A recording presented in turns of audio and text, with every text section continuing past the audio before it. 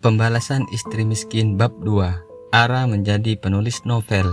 Tamara mendownload aplikasi online untuk menulis cerita yang dia sudah simpan di kepalanya. Dia sudah memikirkan alur cerita yang bisa membuat tertarik si pembaca. Semoga novelku diterima dan lolos pengajuan kontraknya. Amin, ucap Ara sambil memegang handphonenya. Dia menulis hanya di handphone miliknya karena tidak memiliki laptop. Semoga Allah mendengar doa-doaku, gumam Ara. Tamara sudah menulis sebanyak 5 bab langsung, hanya dalam waktu 3 jam dan menunggu pengajuan kontrak. Dia akan merahasiakan hal ini pada Aldi, suaminya yang sudah tega menyakiti perasaannya, bahkan berniat di depan Ara akan berpisah dengannya. Setiap malam Ara berdoa agar suaminya berubah dan bisa menerimanya. Walaupun mereka dijodohkan, Ara merasa tak ingin bercerai dan menjadi seorang janda. Baginya akan membuat malu keluarganya yang terpandang miskin oleh keluarga dan tetangganya. Rumah orang tua Ara tak jauh dari rumah Aldi, tempat tinggal Ara sekarang, hanya beda desa saja. Dengan berjalan kaki pun dekat jaraknya, sehingga semua tetangga menganggap Ara beruntung dinikahi Aldi yang dikenal berpenghasilan lumayan untuk kalangan orang di perkampungan. Mas Aldi kok belum pulang ya? Apa dia nggak pulang ke sini? Ucap Ara lalu melihat ke samping rumah ibu mertuanya, namun tak melihat mobil Aldi.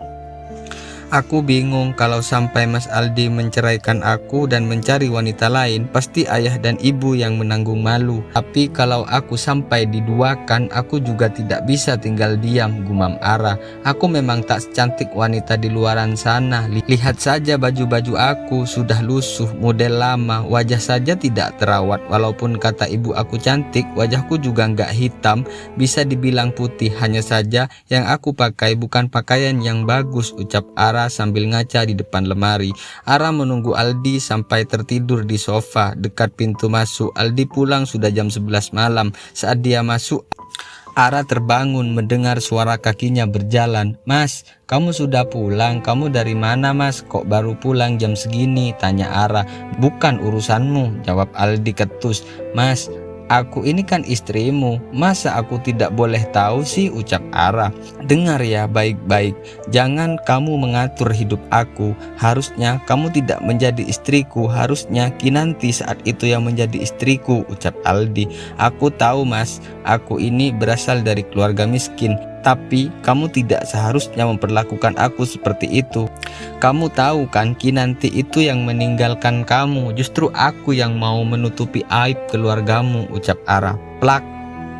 Aldi menampar keras pipi Ara karena tidak terima dengan ucapan Ara yang menyebut-nyebut Kinanti.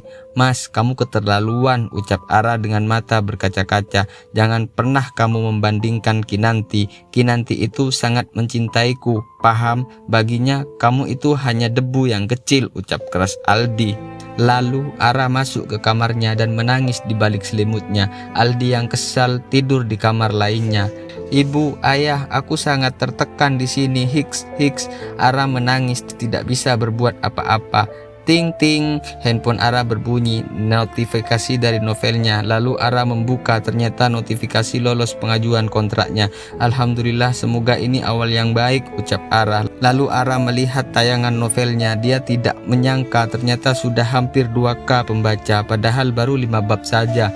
Awal yang bagus, semoga banyak yang membacanya, gumam Ara. Lalu dia tertidur karena waktu sudah tengah malam. Keesokan paginya dia bangun subuh untuk melaksanakan sholat subuh. Dia tidak lagi membangunkan Aldi, suaminya, karena selalu marah jika dibangunkan. Lalu Ara masak nasi goreng untuk sarapan paginya dengan telur ceplok. Setelah selesai membuat sarapan pagi, Ara merapikan rumah dan mencuci baju kotor. Saat waktu sudah menunjukkan jam 6 pagi, Ara membangunkan Aldi, suaminya yang tertidur di kamar sebelah. Walaupun kesal dan marah, Ara selalu mencoba sabar untuk mempertahankan rumah tangganya.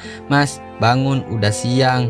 Kamu nggak kerja, ucap Ara sambil menepuk-nepuk pundak Aldi. Lalu Aldi menoleh ke wajah Ara dan bangun melihat jam di handphonenya. Lalu dia langsung mengambil handuk dan pergi ke kamar mandi. Tring-tring, bunyi pesan di handphone Aldi. Ara menoleh dan melihatnya di depan layar yang masih bisa dibaca olehnya. Namun untuk membukanya dia tidak tahu sandinya. Sayang, aku bawa sarapan ya untukmu. isi pesan yang terbaca oleh Ara. Dek, Mas Aldi, siapa wanita ini? Apa dia pacarnya? Tega sekali kamu Mas, ucap Ara lalu pergi keluar kamar. Ara masih menyiapkan baju untuk Aldi kerja walau hatinya sakit seperti ditusuk duri, namun dia mencoba untuk tenang.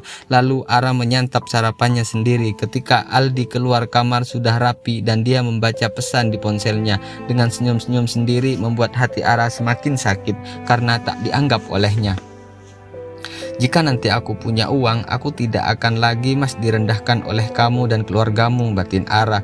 Mas, kamu gak sarapan dulu? Aku sudah masak nasi goreng nih, ucap Ara. Lalu Aldi menoleh ke arahnya dan melihat nasi goreng kecap di atasnya telur ceplok. Dengan sengaja Aldi membalikkan piringnya dan menumpahkan nasinya ke meja. Mas, bentak Ara.